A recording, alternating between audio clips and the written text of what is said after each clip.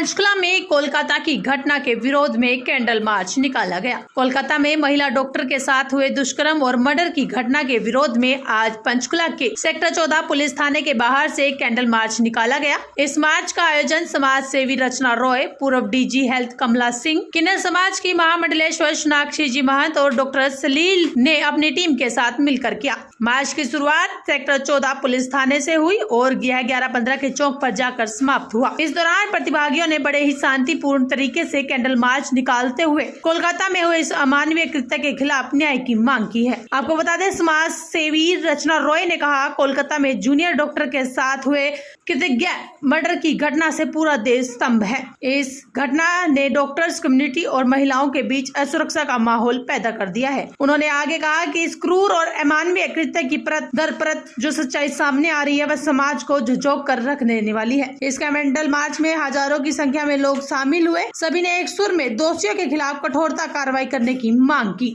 आती है क्योंकि हम लोग प्रोटेक्शन के लिए नहीं कह रहे, पर हाँ, आप यदि मानसिकता खराब हो गई है, नशे में है व्यक्ति, तो उससे सुरक्षा कैसे दी जाएगी, ये तत्कालीन सरकारों का विषय होता है। बात कही जाए कि सोच बदलनी पड़ेगी। जी जी, सोच ऑफ द सोसाइटी, सोच बदलनी पड़ेगी। 50% जो हमें आरक्षण दिया जा रहा था, 50% जो हमें आरक्षण की बात कही जाती है, वो सत्यता में दी जाए, क्योंकि जब हम बराबर से कंधा मिलाकर पुरुषों के साथ चलने के अधिकारी होंगे तभी हमें सुरक्षा मिलेगी। उसके बिना ये संभव नहीं हो पा रहा है और तत्कालीन सरकारों से आग्रह है कि वो हम लोग को ये सुरक्षा प्रदान करें। आज के बाद ऐसी स्थिति न उत्पन्न हो, यही हम लोगों की करबद्ध प्रार्थनाएं हैं। देखा जाता है अक्सर ऐसी घटनाएं सोसाइटी को दोषी मानते हैं। ना सरकार तुम्हें 24 घंटे सुरक्षा दे सकती, ना तुम्हें कोई भी अपने घर का मेंबर दे सकता। तो हम सोसाइटी से सुरक्षा मांगते हैं। सोसाइटी को मेरी रिक्वेस्ट है कि लड़कियों को इतना मजबूत बनाया जाए कि वो किसी से भी ना डरे। स्वार्थपरकता भी इसका एक बहुत बड़ा कारण बनता है राज। क्योंकि लोग जैसे सुनते हैं किसी की चीख तो जवाब नहीं देते। कोई महिला यदि खतरे में है तो उसको बचाने की कोशिश नहीं की जाती। जहाँ भी महिलाओं से स्पेशली मेरी करबद्ध प्रार्थना है कि जब भी सुने किसी की आवाज़, उसी जगह रुक जाएं मदद के लिए और मदद करें। जब महिला ही महिला की मदद नहीं करेगी तो पुरुषों से क्या उम्मीद करें। और पुरुषों से भी करबद्ध प्रार्थना है कि अपने अपनी बच्चियों को तो सुरक्षित रखने के लिए कम से कम इस समाज को प्रोटेक्शन दे। मैम, अपने सहायता की बात करिए। अगर सहायता करें तो लोग अपने लोग से डरते हैं कि हमारे ऊपर कोई मामला दर्ज ना हो जाए, हमें पुलिस थाने में ना बुलाए। मामला दर्ज होने का देखिए, जब अब तो मामला उस स्थिति से ऊपर जा चुका है। यहाँ पे हत्याएं हैं, बलात्कार है, उस स्थिति से ऊपर तो कुछ नहीं हो सकता। तो जब आज दूसरे के साथ हुआ है, कल को आपके साथ भी हो सकता है।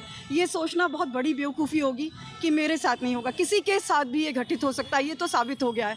पहले निठारी जैसे कांड हुए, उसके बाद हाथरस में होता है, उसके बाद और तो और अयोध्या में भी हम लोग ऐसे गवर्नमेंट इंस्टीट्यूशन में हो गया। आप इमेजिन करिए, गवर्नमेंट इंस्टीट्यूशन में, गवर्नमेंट स्पेस में हो गया। Non government is responsible. सारे ही गवर्नमेंट एक प्रकार के हैं, सबको ध्यान देना चाहिए। जहाँ भी जो सरकारें हैं, तत्कालीन सरकारें हैं, सबको एक्शन लेना चाहिए और इस तरह की चीज़ों को बंद होना चाहिए।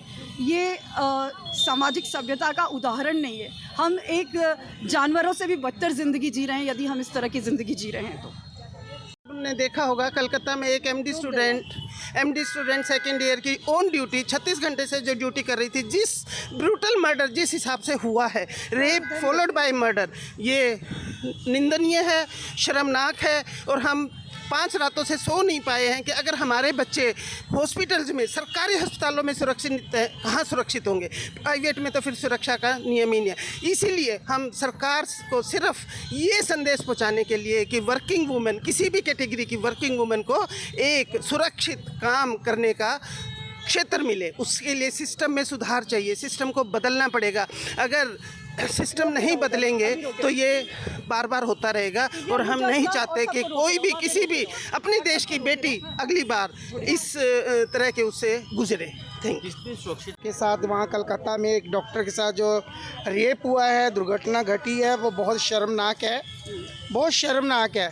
हिंदुस्तान में हर 3 महीने, 6 महीने, 9 महीने के बाद कहीं ना कहीं बलात्कार हो रहा है और इतने बुरे तरीके से हो रहा है। इंसान की सोच ख़त्म हो गई है।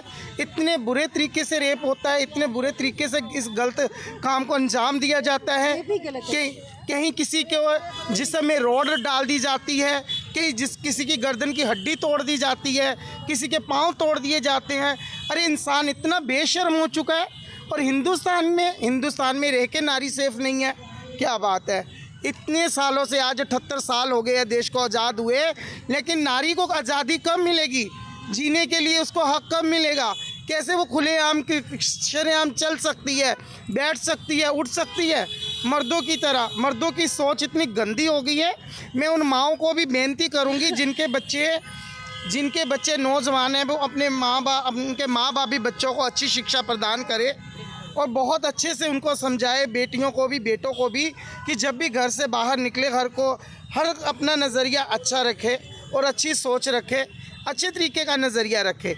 ये बहुत बुरी बात है कि हर बार 6 महीने साल बाद बलात्कार हो रहा है, मार दिया जा रहा है लड़कियों को। क्यों? आज एक डॉक्टर है, कल कोई सफाई कर्मचारी होगी, परसों कोई और होगा, उसके बाद कोई और होगा। कितनी बुरी बात है। मैं अपने पूरे हिंदुस्तान से अपील करूंगी कि जो भी हमारी सरकारें अभी हैं, उन सरकारों से भी अपील करूंगी कि इस घटना को जल्द से जल्द, इस पे जिसके साथ, बेटी के साथ ये बलात्कार हुआ है, रेप हुआ है, आप उसके लिए, उसके जो फैमिली है उसकी सहायता करें और जल्दी से जल्दी उसे न्याय दिलाएं और जो गुनहगार हैं उनको फांसियों पे लटकाया जाए। है कि अगर पनिशमेंट टाइमली होएगी तो एक डर बना रहेगा, डर बनेगा। ये चीज़ होनी चाहिए। अब ये rape is just not a crime, it's a violation of human rights. बिल्कुल अगेंस्ट ह्यूमैनिटी हुआ है ये जो इंसिडेंट, जितना भी ये कलकत्ता में हुआ है, बिल्कुल जानवरों के बराबर के लेवल का हुआ है ये। तो ये नहीं होना चाहिए। रिपीट ना होने के लिए एक ऐसी सज़ा या एक ऐसा सिस्टम बनना चाहिए, बिल्कुल हर किसी के दिमाग में खौफ हो कि मैं एक नज़र भी उठाऊंगा तो मेरी ये हालत होएगी, ये होना चाहिए। एंड वी आर बड़ा एग्जाम है, डॉक्टरी पढ़ के बच्चे आते हैं, फिर उनको इतने असुरक्षित अगर एजुकेशन में या सोने तक की व्यवस्था ना की जाए। सबसे बड़ी चीज़ है इनसिक्योरिटी। एक पर्सनल स्पेस मिलना चाहिए हॉस्पिटल्स में। डॉक्टर ड्यूटी कर रहा है और वो लॉक करके अपनी ड्यूटी सेफ्टी के साथ वहाँ सो जाए, अपना आराम करे। ये सारी चीज़ें सिस्टम में आनी चाहिए। आपकी सेवा के लिए एक पर्सनल स्पेस हो, वो लॉक कर रहा है, किसी को उससे ऑब्जेक्शन नहीं होना चाहिए। वो उसको अपनी एक जगह मिले, वो अपना खाना खा रहा है, बैठा है, कुंडी लगाना चाहता है, नहीं लगाना चाहता है, वो उसका पर्सनल चॉइस है। बट ये सारा होना चाहिए। ठीक है। बताएं आप, जिस तरह लड़कियों या महिलाओं के साथ इतना व्यवहार हो रहा है, इतनी हत्याएं की जा रही है और रेप किए जा रहे हैं, तो आप इस पर अपना क्या विचार रखेंगे? मेरा नाम रमा है। पहले तो इस भारत की बेटी होने के नाते मैं इन दरिंदों की, जिस तरीका हमारी डॉक्टरों के साथ, हमारी बेटियों के साथ, महिलाओं के साथ जो दुर्व्यवहार करा जा रहा है, उनके साथ गैंग रेप करा जा रहा है, गैंग रेप करते हुए उन्हें मारा जाता है, तो ऐसी सरकार के हम कड़े शब्दों में पहले तो निंदा करते हैं। दूसरी बात, हम सरकार से ये मांग करना चाहते हैं, बेटी होने के नाते की जॉब सिक्योरिटी हर एक महिला को हर एक जगह पे दी जाए, जिससे हर महिला एक सुरक्षित रह सके। क्योंकि महिला एक घर में हर एक रूप में, माँ के रूप में, बेटी के रूप में, देवी के रूप में, दोस्त के रूप में, हर एक रूप में एक महिला होती है। जिस तरीका बड़े बड़े स्थानों पे चले जाओ, देवियों की जो पूजा करते, वो भी तो महिलाएं के रूप हैं, एक महिला का ही अंश है जो देवियों की पूजा करते हैं। इस तरीक़ा से हमें बहुत दुख होता है कि हर महीने में, हर 2 महीने में कहीं ना कहीं से यही खबर आती है, आज उस बेटी के साथ गैंगरेप हो गया, आज उस बेटी के साथ दुर्घटना होगी, आज उस महिला के साथ ऐसा हो गया। तो हम अपील करना चाहते हैं सरकार से, हाथ जोड़ के विनती, जो कि सरकार ने ये नारा लगाया था, बेटी बचाओ बेटी पढ़ाओ का नारा दिया था, हम बेटियों की सुरक्षा करें। क्योंकि हम कैसे पढ़ पाएंगे, कैसे आगे निकल पाएंगे, कैसे सुरक्षा कर पाएंगे, दूसरों को कैसे बचा पाएंगे, इसलिए हम सुरक्षित कहीं नहीं हैं। अपील करते हैं फिर हम बीजेपी सरकार से, देश के माननीय प्रधानमंत्री से, कि हम जितनी बेटियां हैं हिंदुस्तान में, सभी को जॉब सिक्योरिटी और उनकी सुरक्षा का प्रबंध किया जाए। धन्यवाद।